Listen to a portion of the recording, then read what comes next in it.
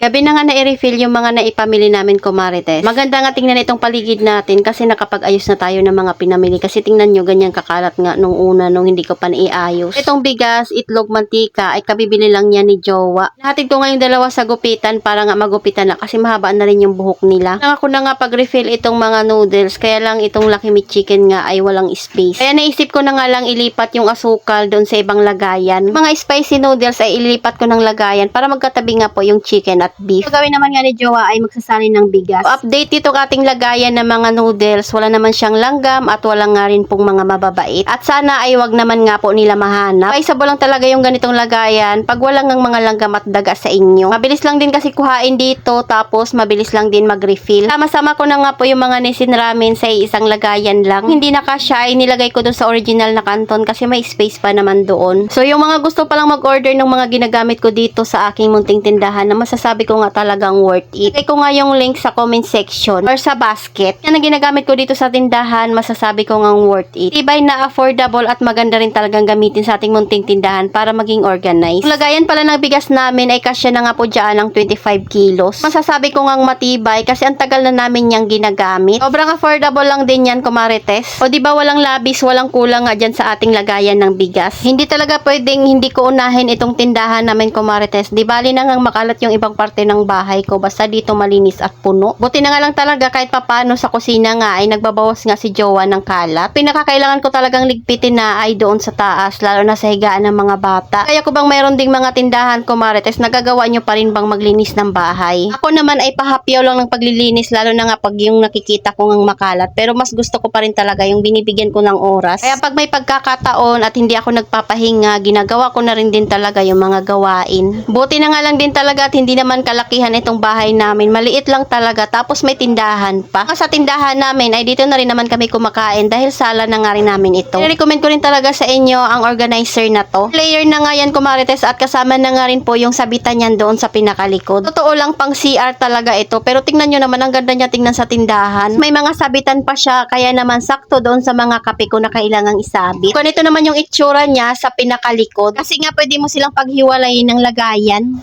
Isa na nga rin po itong lamesa na ginagamit ko sa bawat pagre-refill ko, kumarites. Kasi tingnan nyo, pwede mong bitbitin kahit saan yung maliit. 2 piraso kasi yan sa isang order. Nga rin yan coffee table or di kaya center table. Pero dito sa amin, alam nyo ba, ginagawa nga namin yung dining table kasi maliit lang itong bahay namin. Diyan na rin gumagawa ng assignment yung 2 kong anak. Naalagaan ko na lang din talaga siya ng punas bawat gamit namin para hindi nga masira yung ganda niya. Sunsilk pink nga dyan ay 2 haba na talaga yung in-order ko kasi nga kulang yan sa isang linggo pag isa lang. Isa ay pinutol-putol ko na din, yung isa naman nga po ay hindi ko na muna pinutol. Yung kulay green dahil 2 piraso na lang yung natira doon, ayan, pinutol-putol ko na rin. Natamad pa ako mag-display dyan, kumarites, kaya lang maliit nga po itong bahay namin at sumisikip siya pag hindi ko nga dinidisplay kaagad. Dito naman nga po tayo sa sabon na panligo. Kita nyo naman ang dami ng space at kulang. Nga lang talaga nung namili nga ako, kumarites, ay marami nga pong may pa-promo, lalo na nga yung kailangan ko. May mga pa-free na isang sabon. Lang talaga tayo bumabawi sa mga tubo natin. Hindi ganun kadami yung mga pinamili ko kasi yun lang talaga yung kulang dito sa tindahan. So, kahit napakakaunti lang mga napamili ko, abay magda2,000 na halos iyan. Di pa kasama doon yung itlog at saka yung mantika. Dahil alam naman natin na mahal din talaga yung puhunan doon. So ayan, natapos na nga rin po tayo sa pagre-refill. Recommend ko rin talaga sa inyo dyan, kumarites, yung 9 pieces natin na organizer tapos 100 plus lang iyon. Kasi ang dami yung pwedeng paglagyan, tapos ang dami yung pwedeng paggamitan. Halos lahat talaga ng mga ginagamit ko, kumarites, sa online ko lang yan binibili. Yung kadalasan, nakukuha ko nga lang din talaga sila ng free sample. Dahil lang muna, kumarites, salamat sa panonood. Follow for more. God bless us. At sana i-share nyo na nga rin po itong aking video.